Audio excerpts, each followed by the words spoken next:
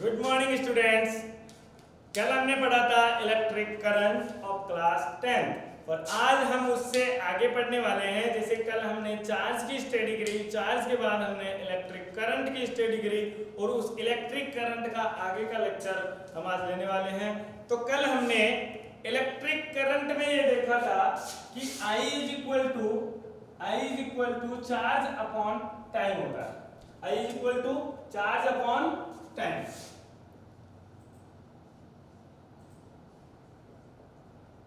I is equal to charge upon time लिखा था, तो चार्ज को हमने एक अलग नाम और दिया था कि I is equal to NE upon T where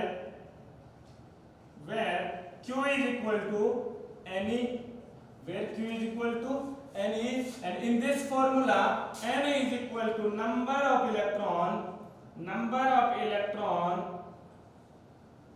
and E is equal to charge on electron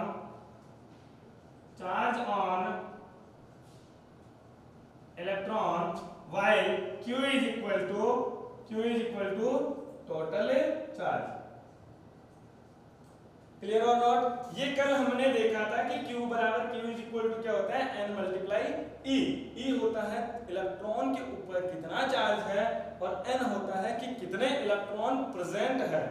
clear है? क्लियर है। अब आगे देखते हैं कि I में इसकी जो यूनिट देखी थी हमने वो थी एम्पियर। तो एम्पियर में अगर आपको कोई पूछता है 1 एम्पियर, व्हाट इज 1 एम्पियर, तो 1 एम्पियर डेफिनेशन के लिए हमें ये फॉर्मूला यूज करके 1 एम्पियर की डेफिनेशन निकालते हैं। 1 ampere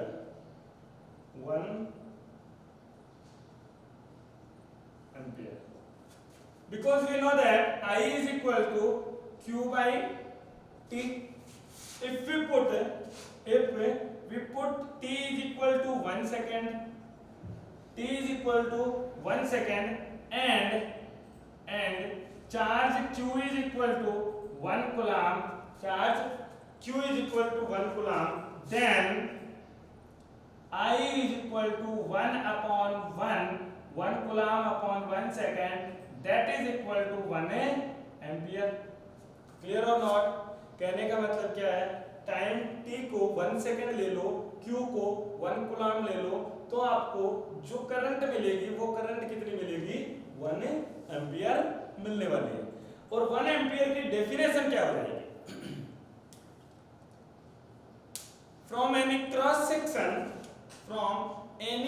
section in 1 second if charge is flowing 1 coulomb, then the current produced in the conductor is equal to 1 ampere। किसी भी कंडक्टर में एक सेकंड में यदि 1 कूलम चार्ज फ्लो हो रहा है, 1 कूलम चार्ज फ्लो हो रहा है, तो करंट प्रोड्यूस होगी वो कितनी होनी चाहिए, 1 एम्पियर के इक्वल होनी चाहिए। क्लियर और नॉट? तो डेफिनेशन क्या हो जाएगी, if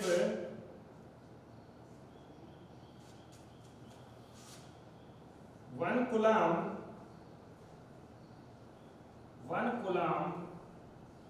charge is flowing, 1 coulomb charge is flowing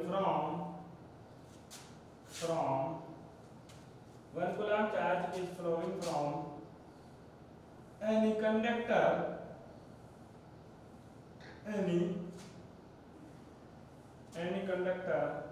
in 1 second, then the current produced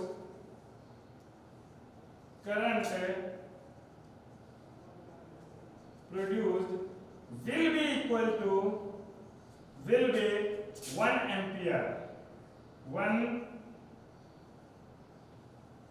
ampere, the current produced will be 1 ampere। यदि किसी भी कंडक्टर में 1 सेकंड में 1 कूलम चार्ज फ्लो हो रहा है, तो उस कंडक्टर के अंदर जो करंट प्रोड्यूस होगी वो कितनी होनी चाहिए, 1 एम्पियर के इक्वल होनी चाहिए। क्लियर और नॉट? Write down. लिख लीजिए इसको। ओके, आगे कुछ इंपॉर्टेंट बात करें तो जो 1 एम्पियर करंट है उसको अगर मेजर करना है तो मेजर करने के लिए हम यूज करते हैं एक डिवाइस जिसका नाम है एमीटर। क्या नाम है? एमीटर। तो write down, ammeter is use, ammeter is used to measure the current, measure the electric current, measure the electric current, and इस एमीटर जो होता है वो यूज किया जाता है किसके लिए? करंट का मेजर करने के लिए। और इसको हम अप्लाई कहाँ करते हैं कि जो सर्किट होता है उस सर्किट में ऑलवेज सीरीज कॉम्बिनेशन में लगाया जाता है। सीरीज कॉम्बिनेशन क्या होता है वो मैं आपको आगे चल के बताऊंगा, आगे आ जाएगा। तो लिख लीजिए इंपॉर्टेंट टॉपिक में, it connected in series combination,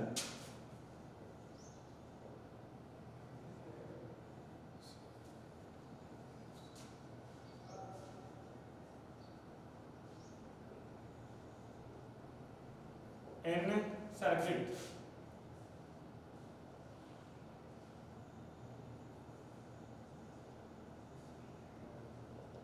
in any circuit। Clear और नॉट? इसको किसमें अप्लाई किया जाता है? कनेक्ट किया जाता है सीरीज कॉम्बिनेशन में। आगे आपको कभी मिल सकता है कि 1 मिली एम्पियर क्या होता है या 1 माइक्रो एम्पियर क्या होता है। तो अगर आपको मिले कि 1 मिली एम्पियर,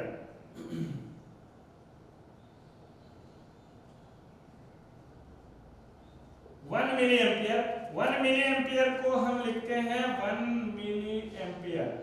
m छोटा होगा, a कैपिटल होगा और ये इक्वल टू होता है 10⁻³ एम्पियर के। और अगर आपको मिलता है 1 माइक्रो एम्पियर, मिली की जगह क्या यूज किया है? माइक्रो एम्पियर, म्यू लगाया जाता है और a होता है तो ये हो जाएगा 10⁻⁻6 एम्पियर। क्लियर है?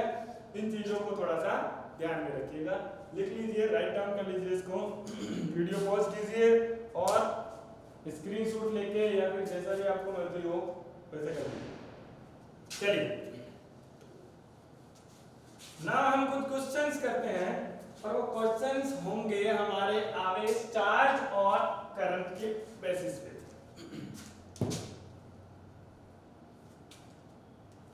डिटरमाइन द, क्वेश्चन है determine the number of electron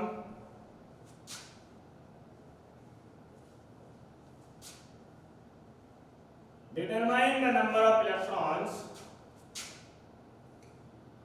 to charge a sphere by 1 coulomb, by 1 coulomb. यानी एक स्पेयर है, उस स्पेयर को अगर आप 1 कूलम चार्ज से चार्जिंग करते हो तो उसमें नंबर ऑफ इलेक्ट्रॉन कितने देने या लेने होंगे। अब देखिए 1 कूलम से चार्ज करोगे, अगर ये पॉजिटिवली चार्ज होगा, कैसे होगा? Positively charge. अगर मैं लिख देता हूं इलेक्ट्रॉन्स टू पॉजिटिवली चार्ज, यहां पे अगर पॉजिटिवली चार्ज आ जाता है, इसका मतलब क्या हुआ कि उस स्पेयर में से इलेक्ट्रॉन बाहर निकालने पड़ेंगे, रिमूव करने पड़ेंगे। क्या करने पड़ेंगे? रिमूव करने पड़ेंगे। और इस पॉजिटिवली की जगह नेगेटिव आ जाता है। क्या आ जाएगा? नेगेटिव। नेगेटिव का मतलब क्या हो जाएगा कि उसको हमें इलेक्ट्रॉन्स देने होंगे, उसको इलेक्ट्रॉन्स क्या करना है? देना होगा। तो आप देना है या निकालना है वो बात की बात है, पहले कितने नंबर ऑफ इलेक्ट्रॉन देने या निकालने हैं वो फाइंड आउट कीजिए। तो उसके लिए we know that Q is equal to n electron, किसी भी बॉडी को अगर आप चार्ज देते हो तो उसमें अगर एक इलेक्ट्रॉन प्रेजेंट है तो उसका चार्ज कितना होगा, इलेक्ट्रॉन के चार्ज के इक्वल। और अगर आप उसको 2 इलेक्ट्रॉन दे दोगे, उसके पास 2 इलेक्ट्रॉन प्रेजेंट्स है तो उसका charge will be equal to 2 electrons. और अगर इसको पास n इलेक्ट्रॉन प्रेजेंट है तो charge on electron multiply number of electron will be equal to total charge of the body. So Q is equal to n multiply E. Here Q is equal to charge, n equal to number of electron, and E is equal to charge on electron.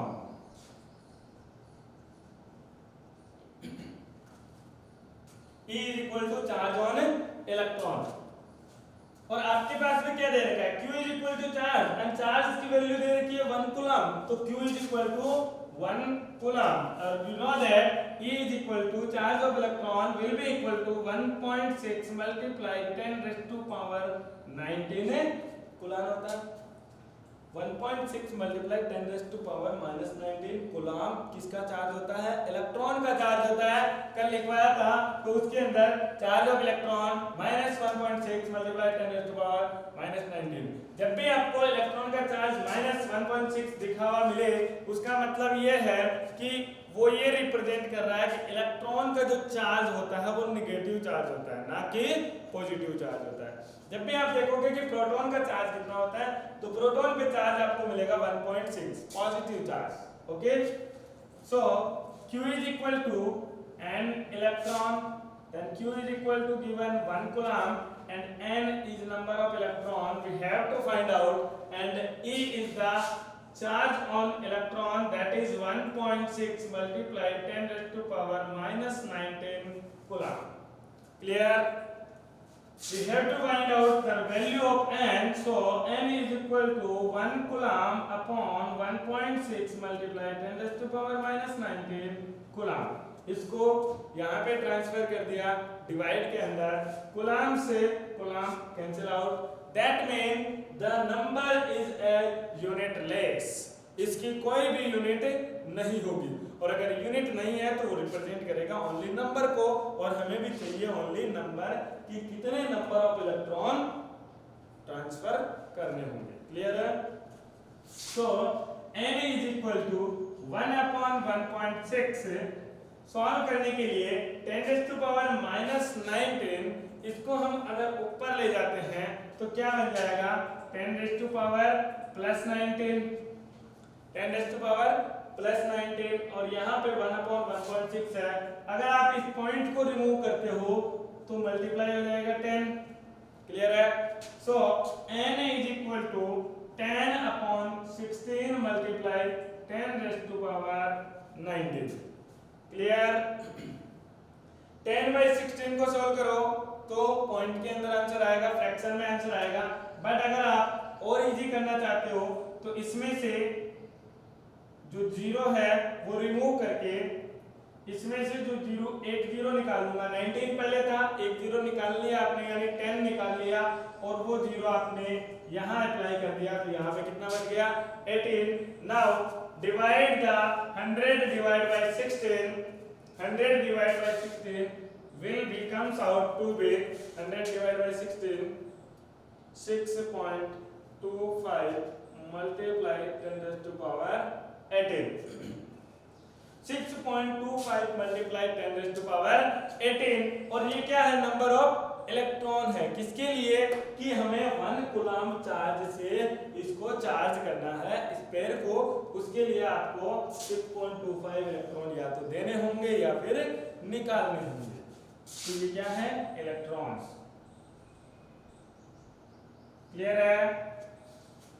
अब electron को आप break नहीं कर सकते हो। Electron आपको एक real number के अंदर देना होगा 1 2 3 4 5 6 कि इलेक्ट्रॉन कितना है। अगर आप बोलो कि 1.5 इलेक्ट्रॉन दूंगा तो 1.5 इलेक्ट्रॉन देना पॉसिबल नहीं है। क्यों नहीं है?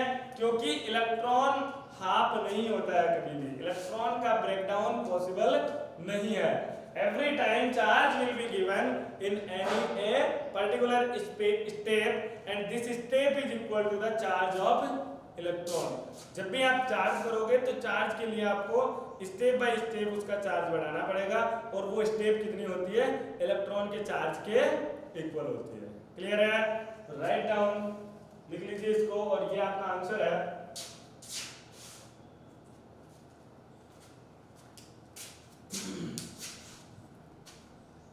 चलिए नेक्स्ट करते हैं।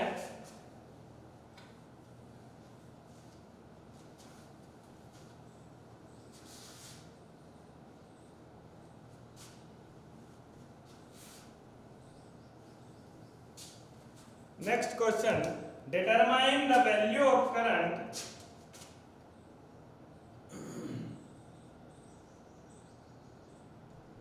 determine the value of current if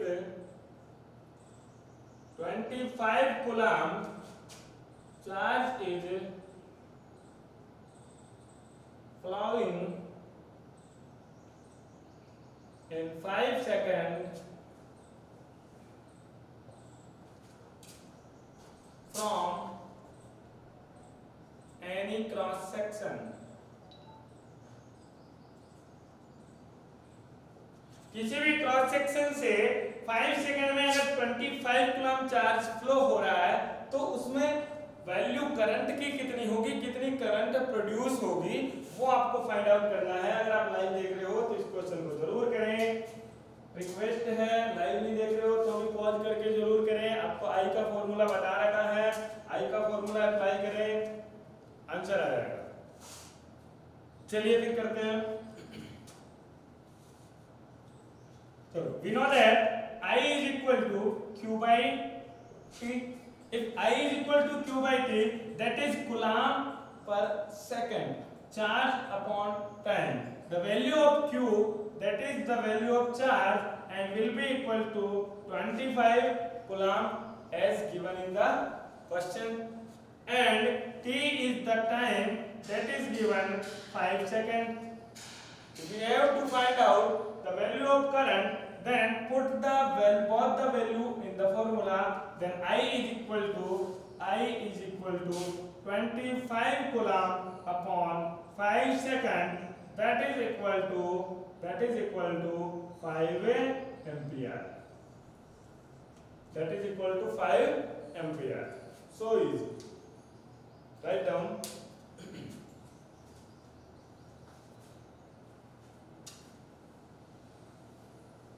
Okay.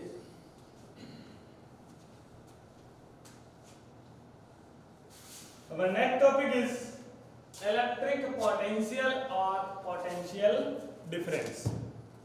Electric potential.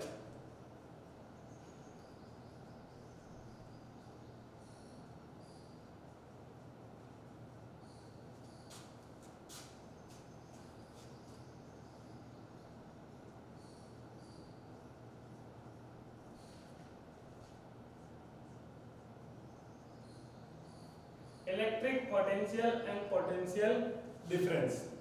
देखो इंग्लिश वर्ड है पोटेंशियल। पोटेंशियल का मतलब हम कभी कभार ऐसे भी यूज कर लेते हैं कि तुम्हारे अंदर कितनी पोटेंशियल है, यानी तुम्हारे अंदर कितनी पावर है, तुम कितना वर्क कर सकते हो। तो पोटेंशियल डिफाइन करता है किसी के वर्क करने की एबिलिटी को, यानी कितना वो वर्क करता है। सिमिलरली यहाँ भी पोटेंशियल यूज हो रहा है, वो भी किसके लिए यूज होता है, वर्क के लिए ही यूज होता है कि कोई भी चार्ज पार्टिकल को वन पॉइंट से अनदर पॉइंट तक ले जाएंगे तो उसमें कितना वर्क होगा, वही क्या होता है, पोटेंशियल होता है। अगर सिंगल पोटेंशियल पूछा जाता है तो पोटेंशियल मीनिंग क्या है कि फ्रॉम इनफाइनाइट, अगर इनफाइनाइट से किसी यूनिट चार्ज को किसी पॉइंट तक लाता हूं तो उसमें जितना वर्क करना पड़ेगा वो होता है मेरा इलेक्ट्रिक पोटेंशियल। और पोटेंशियल डिफरेंस जो होता है वो क्या रिप्रेजेंट कर रहा है कि किसी एक पॉइंट से किसी दूसरे पॉइंट तक किसी वन कूलम चार्ज को फ्लो करवाने के लिए कितना वर्क करना पड़ेगा। क्लियर है?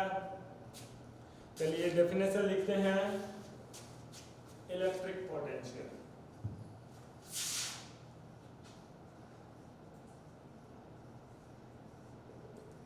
the amount of work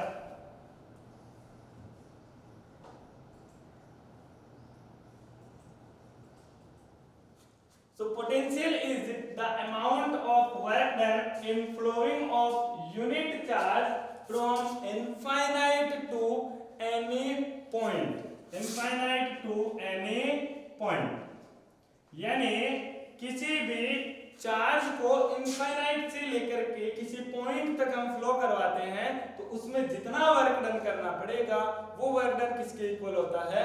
electric potential के इक्वल होता है। सिमिलरली अगर मैं बात करूं पोटेंशियल डिफरेंस की, तो पोटेंशियल डिफरेंस, डिफरेंस क्या होता है कि जब भी डिफरेंस की बात आएगी तो दो पॉइंट का पोटेंशियल पूछ रहा है और उन दोनों के बीच में डिफरेंस देख रहा है। इसका मतलब क्या हो गया कि हमें किसी भी दो पॉइंट के बारे में बात करनी है, यानी किसी चार्ज को हम one point to another point flow करवाते हैं तो while in flowing the work done is equal to the potential difference. तो लिखिए the amount of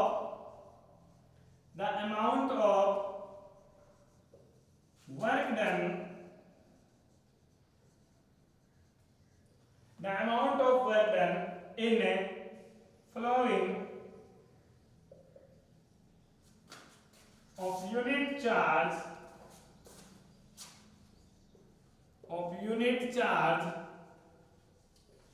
from one point to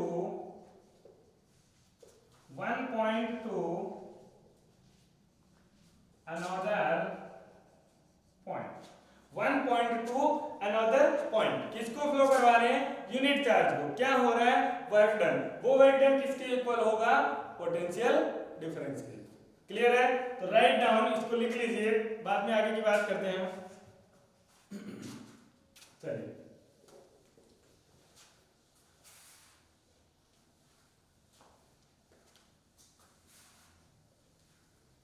it represented by, लिखिए potential is represented by